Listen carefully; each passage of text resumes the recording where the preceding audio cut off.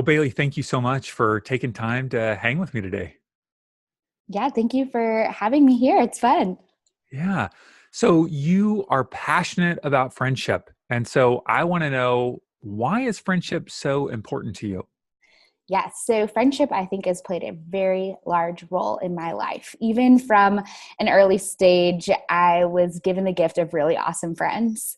And even though we have our family, I think that friends can really step in a way that is different than a family member. Because sometimes I think like moms are always going to have your back, which is a good thing to have in place. But I think it's important to have friends that champion you and encourage you, that they can see your gifts, your talents, and kind of push and challenge you. And so even in high school, I think that I experienced that and had really quality friends. And so when I left high school and went on to college, and even then later went and got my master's degree in Denver, I think I saw this kind of lack, or maybe the struggle of how to have these quality relationships. And I think it just highlighted that much more how important it is to have good friends behind you. And also, I think being a part of the millennial culture is that there is more drive, I think, to move for jobs, to not stay in one place. And again, if you're not with your family, then you have to kind of build your own family with the friends that you have. And so in this transient culture, and especially I see it in Denver all the time, I think that having I think having meaningful relationships and being able to know how to find those, how to maintain those, how to grow those, it's going to be a make it or break it for your experience as, I think, a person and your job and just your all around well being of life. You want to do it with really great people. And so that's why I think friendship is just so important and valuable for us. Now, I think this is a weird question, but as I was preparing for the interview, I thought, you know what? We use the word friend a lot, but how would you define a friend? Yes. I would define a friend as someone who loves at all times. So this is not an acquaintance. So maybe someone you've met a few times, but you're not really diving in. You don't count on them to show up for you. You wouldn't really have maybe hard conversations because they're just surface level. That's not an important priority for your relationships. But a friend is someone who sticks around for the ups and downs, someone who you had difficult conversations with, but there's still love at the end of the day and grace. And I think that there are also people who have reciprocated this commitment to being a part of your life. And that's where, again, I see a difference in friends versus maybe your coworkers, which they can also be friends. Or for us in our context, we host a small group in our home every Wednesday for like 30 men and women. And that's a lot of people. You can't be friends with all of them, but you're still maybe like doing community with them. But a friend is someone I think who really has reciprocated this level of depth that says, yes, like I want to know you. I want to see you outside of XYZ. I want to serve and love and I think even bear some of the hard things that you're going through. And so I think that friendship compared to maybe an acquaintance or even yes, like a coworker or something is someone who's seeing the inside. And Yeah, I think yeah. that's yeah, does that make sense? No, yeah, totally. I have someone in my life who she must have said, this is my best friend, or this is my best guy friend. This is my best Mm. friend, da da da. And they'll say best friend multiple times and I tease her for it. I'm like, how many best friends do you have? But she's super outgoing, Hmm. extroverted. And Hmm. I find that people that are more extroverted almost say they have, this is my friend, friend, friend, friend. Where Hmm. if you ask me, David, how many friends do you have? I would probably say I have like 5 or 6 friends. Like Hmm. that's but it's also how I define a friend. Right. There are lots of people at like my church or people that I work with that I go, no, they're not my friend. Like I know them from Hmm. church. I know them. They're a client that I work with for marketing, or they somebody I work with, but like a friend, I could name them, but I think it's just in how I define it. Hmm. Yes, absolutely. And I think the way you're defining it is more how I think of, a friend. And it's weird because people will go, well, who is that person to you if they're not a friend? I go, well, they're not an acquaintance. They're just somebody that I know, I Hmm. care about them, but yeah, it is different. It's definitely different. So it seems like as adults, and I've read studies of this, I'm a bit older than you are. I just turned 46. It was my birthday a week ago. Happy birthday Woohoo. to me. Thank you very much. I have 54 years left of life to live, so I'm not even halfway done. But the farther away you get from school, Hmm. elementary and high school, and even college, the more difficult it is to make friends. Do you believe that's true? And if so, why? Oh, 100%. And there was a study done at the University of Kansas last spring that I felt really put some facts behind what I was feeling or what I was seeing. And they did a study on how many hours would it take to go from meeting someone for the first time to really calling them a best friend. And for them, it was a total of 200 social hours, which that's a lot of Wow. time to spend with someone to feel like you are getting close enough to feel like friends, true friends. Hmm. And I think that's kind of what we're missing because, again, in elementary school, you were with your classmates for 8 hours a day, 5 days out of the week. I think going from meeting someone for the first time to feeling like your friends, I mean, that could happen in a month. Hmm. Where now we have to compete with so many other factors that kind of, I think, building in the social hours with someone, it's just going to take a really long time. Hmm. And I think a lot of people aren't willing to stick around to see that through. Or I think it's so easy to feel like maybe someone isn't meeting your expectations for friendship. And so you do kind of cycle through friends looking for this, golden unicorn of a friend that just will never happen. And so I do think as adults, we're just going to have to work really hard to make, and I don't think we have to have 20, but I think to make like 3 to 5 really awesome friends, it's going to require us to say, I'm all in. I found someone that I have like clicked with, connected with. We have some shared hobbies. And I personally think and have experienced myself even having a face-to-face conversation to say, I really enjoy you. And this makes me laugh a little bit. It does sound like you're like asking them to go steady with you. But just to say, I've really enjoyed you. And you know what? I want to be friends. I want to take this to the next level. Can we make time every month that we spend together? Can we put it on the calendar and make sure that this happens? I think even in lonely periods, having vulnerable conversations with someone and saying, I just would really love if we could move to a text relationship, where you can text the inside jokes or things that are happening outside of maybe your context of meeting them, to just to laugh or talk about a favorite TV show, whatever that might look like. And again, I think being really intentional about saying, I obviously need to spend this quality time with you to grow in that. And again, as an adult, I get it.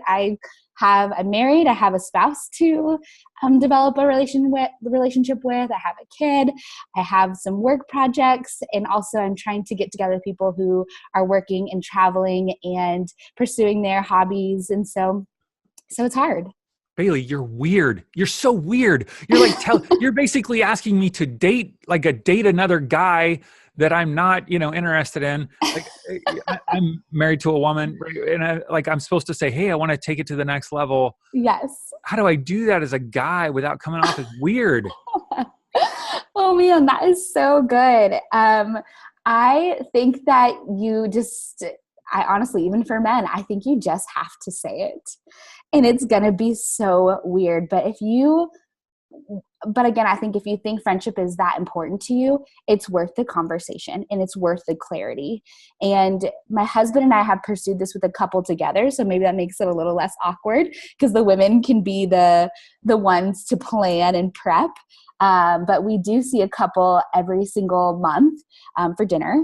And then as well, we see them as individuals. So, the guys hang out, the girls hang out each month. And that is something I think, because there's this level of commitment and we've talked about this together, then it isn't weird to say, honey, have you seen so-and-so this month? You need to text him and get that coffee scheduled because I know you guys you probably miss each other. You need to spend that time together. And I think there's an understanding of when he does reach out that his friend is willing to find the time or squeeze in the time, because again, there's this understanding that we want to grow this relationship, this friendship. And so you're right. I need to make time to see you. So again, even for men, I do think that for women, it's not as uncomfortable to be like, let's become, best friends and have that kind of language. But I think for men too, I think that's important. And obviously the activities will always look different. My husband usually just meets his friends at breweries after our son has gone to bed. But I think as an encouragement for women listening who do have a spouse or even a boyfriend is to really encourage that. My husband and I, we take off every other Thursday to whoever gets to go out, and one person puts our son to bed. So even for us, we thought, our friendships are important. Having these rhythms in place are important. Let's go ahead and say every other Thursday, it's your night or it's my night, and there's no questions asked. And ahead of time so you can plan ahead of time. And I think even having that built in kind of gives us a reason to meet up with people that are important to us. Mm-hmm. That is so interesting, because it seems like, especially for a guy and women as well, we are taught that if we want something, we need to ask for it, and we need to articulate it. So if we wanted something in the workplace, we would ask for it. If we're out at a restaurant or all these other interactions that we have, we know that if we want something, we need to request it. And so why would that be any different in a friendship? Mm-hmm. We're just assuming somebody would read our mind. Yes. Yeah. All right. So let's just say a woman is listening today and she Mm-hmm. wants to increase the quality of existing friendships. Mm-hmm. We'll talk in a minute about what it looks like to try to meet new friends and some strategies that you would have for us. But if we were to try to increase the quality of existing friendships, what would you suggest or say to her? Yes. So I love goal setting. I love planning. And a really tangible way to do this is to get out a piece of paper and write down 5 to 10 names. And I always say 5 to 10 because I have some long distance relationships, friendships that I still want to maintain as well. And I want to go a little bit deeper. And so I really kind of sit down and think about it. Who am I currently investing in? What relationships have really progressed, meaning I've known them for 5+ years, spending time with them is easy and it's good. And maybe what are some relationships that might be new that I'm wanting to invest in more? So writing those names down, and then on the other side, write down some life-giving activities that you already do. Because again, I really want to fight this lie that you're too busy or that they're too busy, whatever it might be. So I think a lot of it is really thinking ahead, planning ahead, and then sticking to your plans. And so writing down the activities that you already enjoy. Like, do you like to get coffee? Great. Like, write that down. Do you like to go on hikes? Awesome. Do you attend a weekly exercise class? Like, put it on the list. So write down some things that you're already doing or things you like to do. And then look at your calendar and begin to plot names with those activities. So kind of say, you know what, I already get up early on Tuesdays to go to my favorite coffee shop. You know what, I'm going to text my friend and let's see if we can meet up together to do that together. And I think the final challenge of this kind of setup or kind of creating this list and goals and planning it on your calendar is then to follow through. And you can only be in charge of yourself if your friends, don't like cancel last minute pretty often or things like that. You can't control that, but you can control your end of the relationship. And I think it's just saying, okay, I made these happy hour plans last week, but it's Thursday and I just got off work and I'm tired and I just want to go home. So I think with just the convenience of having a phone to text someone, you can get out of things so quickly. And so I think it's saying, no, I'm going to do it. I'm gonna go. And I think that you really will find the reward and fruit of following through with those plans. And that's, again, building in those social hours. I think having that shared quality time, and it really does register with people when you stick to things. They can count on you. They think you're loyal. They can trust you. And those are things that I think are good building blocks for these quality relationships that we really want. And I think it can just be these small behavioral things that kind of break those down or maybe damage those trust trust blocks that are being built.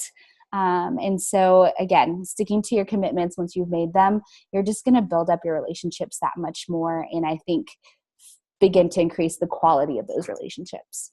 Now, how do I handle when I'm reaching out to someone and they're not reciprocating? Or maybe I reached out to them, they're reciprocating, we've got a good back and forth friendship going on, and then all of a sudden they quit reciprocating. Mm-hmm. How do I handle that? And Yeah. the disappointment, there's obvious Yeah. disappointment there. Mm-hmm. The first one, so just you've been reaching out to someone and they don't reciprocate. I think that it's okay to let it go. And again, I have totally experienced this where I'll ask one time and they're busy, and I'll give them like two more times, saying like, I'll ask again for another thing. And if they say, they're busy, I begin to wonder, all right.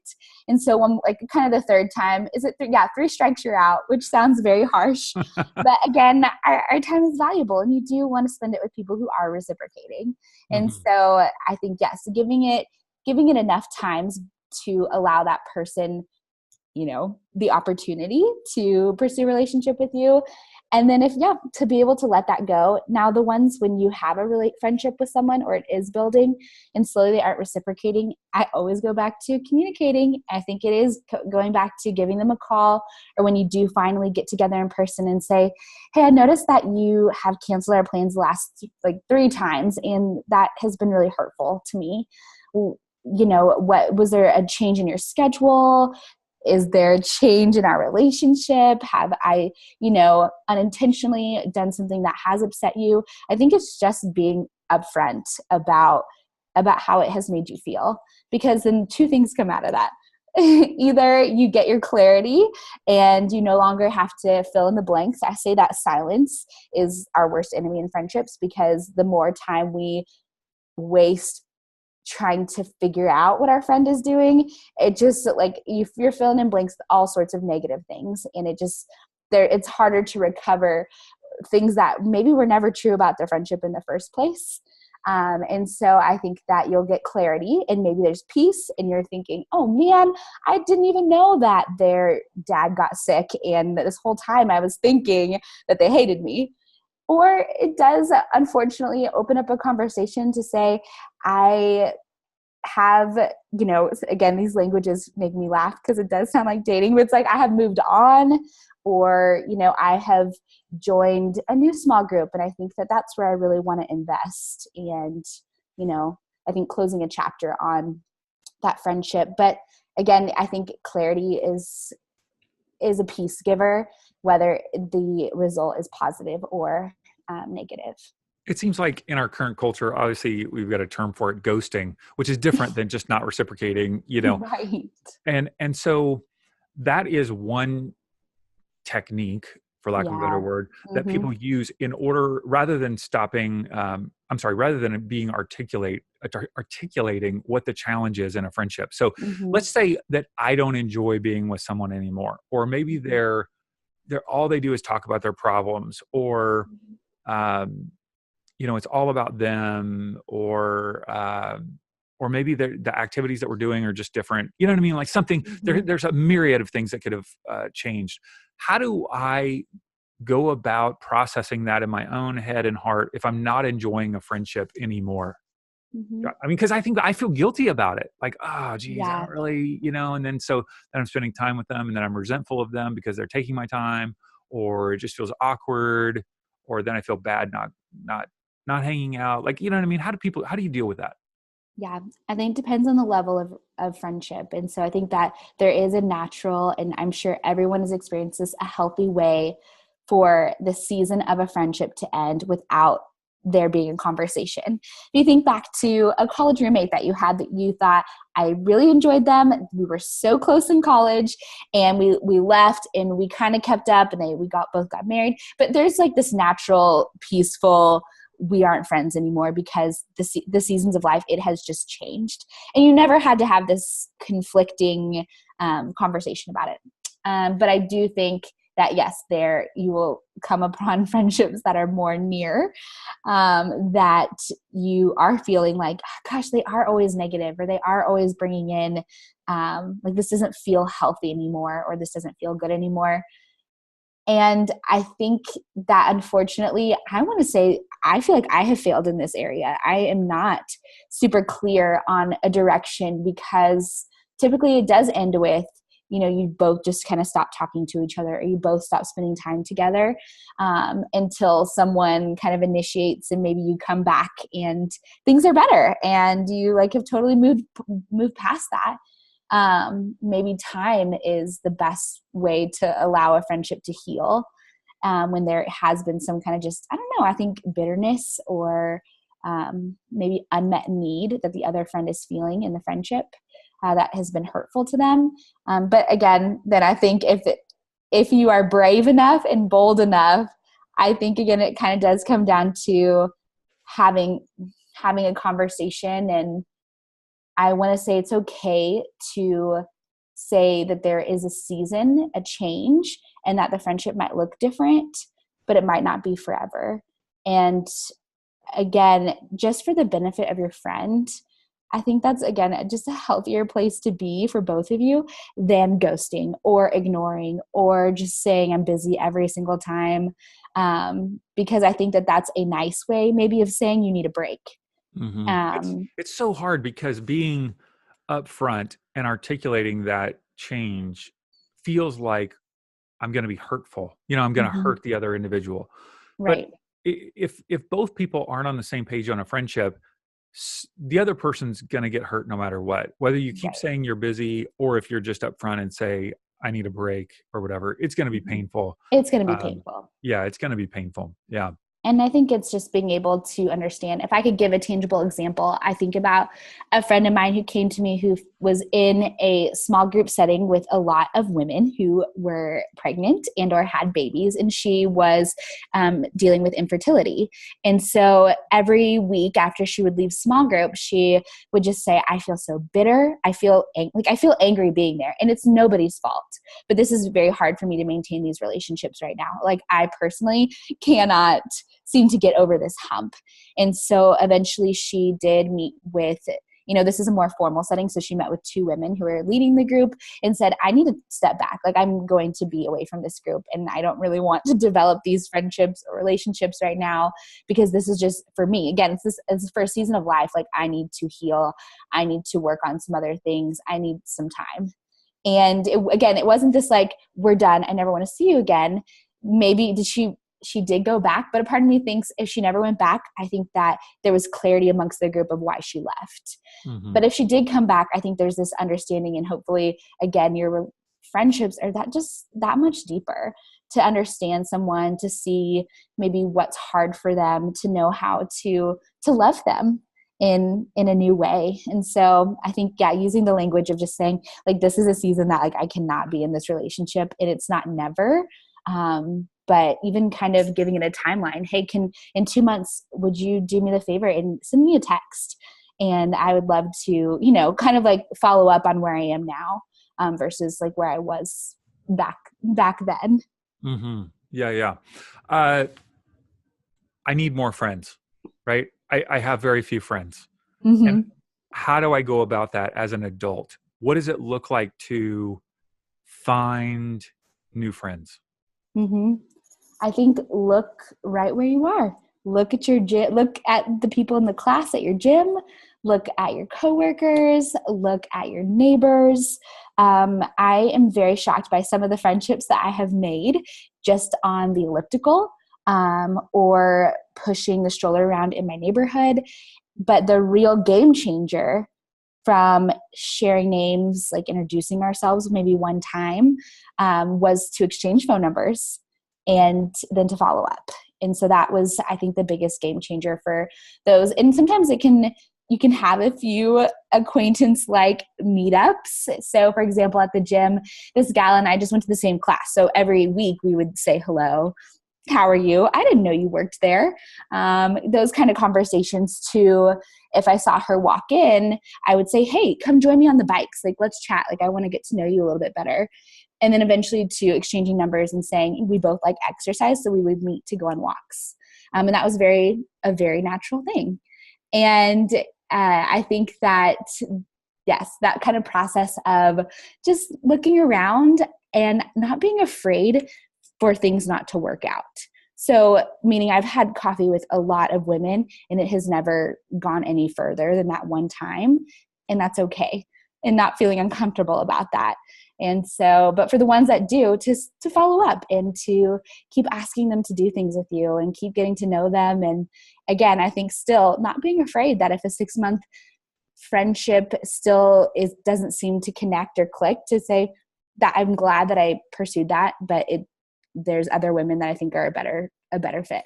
Mm-hmm. You know, one of the challenges that my wife and I have had with friendships is that I will connect with one of the, like if, I mean, couples, friends, um, Mm-hmm. that I'll connect with one of them and then she doesn't, the other Mm-hmm. individual, or vice versa. And I may Mm-hmm. connect with if it's a husband and wife, I might connect more with the wife just because of Mm-hmm. the personalities or interests or whatever, or, vice versa. And that is a big, have you and your husband ever had that challenge where you're trying to connect with another couple and he comes home and he's just like, oh my God, that was so boring. I don't ever want to do that again, or vice versa?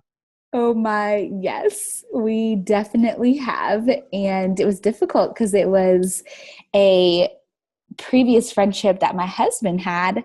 And so when we got married, he was like, this is awesome. Like, we're all going to be best friends now. And I did not click with either of them. You And hated them. so, oh, it was real rough. And I think they hated me too. So, you know what? It was mutual hate. It was less, instead of reciprocating love, we were reciprocating hate. So it was very, very difficult. And I gave it my best effort. What And did I you do? think, Like, tell me about this because people need to hear about this because this is oh real man. life challenges here. Like, Oh gosh, were they yeah. like, oh, Bailey is just way too nice. She seems like way too nice for us. Well, I think it was difficult because when we were all together, it was okay. Sometimes, I mean, if I could just be really honest, and I don't think they would be listening to this, the husband just really struggled because, again, like best buds, the girl comes in like, oh no, she's the new best friend and I don't like this very Oh. much. So he wouldn't make eye contact with me and he wouldn't like speak directly to me when we were together as a group of 4. So that's a little uncomfortable. And so I think a lot of besides maybe these like passive aggressive actions, my husband and him were having lots of conversations. I think about just, why do you guys do things these way? It's different than the way we did things. So I think that was very hard. I knew that I felt like I had enemies Hmm. when I was spending time with them. And so lots of tears were shed and a lot of conversations with my husband. Your And husband was crying that much? yes. I bet he was. It's his best And friend, and you hate I him. know, I know. And I think that finally, and we even had to bring in a third party. Oh my gosh. I You know, guys are because serious friendship makers. I know we had to bring in the third party to help us kind of evaluate and apologize and Mm. reconcile. But with that reconciliation, it was said, like, we will not be friends as a family. Hmm. I'm always like, if we see them, like, we are friendly, and my husband and him still spend time together, a lot of time together, and all the above, but there's no longer this pressure. So I think that was kind of, and maybe as couple friends, or why it can become difficult if there isn't a match on both ends, is I felt like that my husband just like wanted it so badly. And Mm. he like wanted me to he wanted it to work. And he would even be like, you're free and she's free. So like, you guys, like, while we were both standing there, you guys should go do that. And we're like, we don't want to. And I think finally for him to, again, to let go and think, oh, this dream that I had that we were going to be close family friends. And then it relieved me from that pressure and we could move on, where I felt like that is a great relationship. I'm so thankful for that influence in your life that you have. You can pursue that, but please stop making me Hmm. pursue this, that it clearly is not working out. And so I'm like, yes, no, that has definitely happened. And I think nowadays, like now when we meet couples, for the most part, we do both typically enjoy both couples. So it's really, we've only run into this issue maybe one time, and it was like a very big, big Yeah, yeah, issue. and that's intense because he had a really close relationship. He had a lot of Yes. expectations. Oh, So yes. yeah, yeah, that's I think that's a common challenge for Mhm. couples.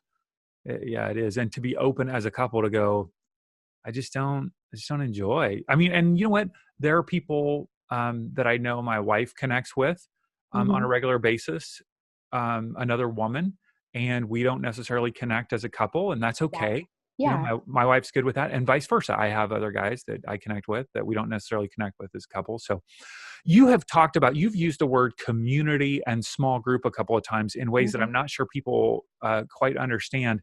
What is the difference, or is there a difference between making a friend and being part of a community of people? Yes, they are different. They can overlap, but very different. So, a community would be like any type of group that you're in, whether it is, your work community, whether it's a small group community through your church, whether it's even just maybe like your trivia group that you go and do trivia with, where I think there's a larger number of people and you are still participating actively as a community member, meaning you respect everyone, you find an appreciation for everyone, you might not get along with everyone or see eye to eye on things, but you're kind of saying, but this, like, we have a shared enough bond that we're kind of like in this together. Where a friend can be in your community, but that's someone who you are, again, I think having more regular and consistent and deep conversations or shared time with. These are people who you have probably spent maybe a couple of years getting to know them or working on that relationship. Whereas, like a community, I think of our personal small group, we've been meeting for over 2.5 years. And so some of those folks we've known for 2.5 years and some we've known for 2 months. And like, do we love and value the community? Yes. But we probably just have a few friends that we share everything with, or that we, again, I kind of say like we let them on like into the insides of what's going on. I think into even the dark sides, where as community, maybe you keep things a little more surface level, or you hold some things back. You have to build that trust to that relationship. And again, I think it's okay to not have everyone be your best friend in your community. It seems like we need both. The friendship is like you said, they're seeing not only the great sides of us, but some challenging. We have a Mm-hmm. reciprocal relationship, and a community feels more like it could be, excuse me, something at a faith-based community, a Mm-hmm. faith-based organization. It could be where you volunteer. It could Yeah. be in your work. Some workplaces you're in and out. Other workplaces, no, there's connection. There's, community. It could be, I know people in our area have running clubs. Maybe Yes. it's bowling, some sort of activity. Mm-hmm. And that feels good to be a part of a community where you're known, people Mm-hmm. know you, people care about you, they know if you're missing, but it's not just a one-on-one time, you know? Yeah, and I think that communities are where friendships happen. If you are saying, where do I find a friend, or where's my next friend going to be? I mean, they typically come from your community. Like there's already a level of connection there to build off of, rather than just finding a stranger in the grocery line and randomly saying, hey, let's be friends. Like there's no connection there, or there's no like previous context for that to go further. Where your community, absolutely it can.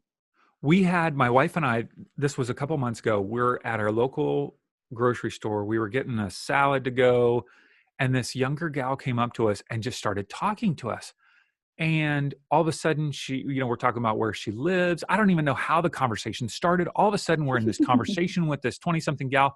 And I looked at my wife. I'm thinking, is this an MLM pitch? Is she getting ready to try to pitch us something? Or is she trying to like get us to go to her church, or what's going on? I swear we could have had dinner with her that night at her house if we wanted to. When we walked away, we were laughing because we're like, I think she just really needed friends bad. Oh, yes. And so, although that was a bit awkward, I admired her level of intentionality in saying, Hmm. I'm going to connect with people in my community Hmm. and find a way. So, one of the opportunities that you are giving our listeners is something that you call friendship journal prompts. And I downloaded this last night myself. it is a faith-based type of tool, but even if your faith is not part of your life, I think it's a Mhm. great stimulus to be thinking about friendships. Tell us about what these are and where they can get them. Yes, so this is an 8-page free download, and it specifically walks you through how to define friendship for your season. Because I think one thing that we struggle with as adults making friends is that the habits that we have used in our friendships in high school were not the same that worked in college, were not the same that worked when we first became, first got our first paying job. Like, things change. And I think even for myself, when you step into marriage for the first time, again, your relationships change, the way you spend your time changes. If you just got a new job or you just moved to a new city, like, you need to define, what does friendship look like for me right now? And so these journal prompts kind of walk you through, what has worked for me in the past, where do I find quality in my relationships, and then maybe current day, well, then what am I kind of lacking, or what have I forgotten about, or I don't practice anymore, that could really be helpful if I just took some time to maybe shift the way I've been doing friendship. And so you can find these at baileythurley.com. On my main website, when you pull up the homepage, they're like right there up top to download. And I know for me personally, this is something I do twice a year. And even then, I think having almost a good foundation for what friendship looks like for me, I still need to kind of come back and say, like, where have I gotten sidetracked or lazy, or even just kind of, I think, involved in what I'm doing, to say, where have I kind of missed my friends, or I've, forgotten to reach out to them on a regular basis. So I think it is a really good practice to come back to over and over again, to continue to grow as a friend. That's great. So we'll point people to baileythurley.com, Mm-hmm. and there's two E's in there, and I'll spell it for you on our show notes. You'll be able to link to those, which is Launch Yourself Today, and we'll obviously link to them. Bailey, we've spent 45 minutes together. You are not my friend. You're not my friend. We have 199 hours left to go in order for you to be Mm-hmm. my friend. That's Uh, right. but I like you. Your smile is amazing. You're very warm and welcoming, and I can see why people would love to be your friend. Mm. I don't know what those other people were thinking. They're crazy. They're missing out on a great friend in Bailey. So yeah, I love what you're doing. Such a unique passion that you're helping other people cultivate, and I think that it's something that we don't often want to articulate or think about. And I just Mm. admire what you're doing. I think that's impacting a lot of people's lives. So thank you for what you're doing. Yeah, well, thank you so much, David.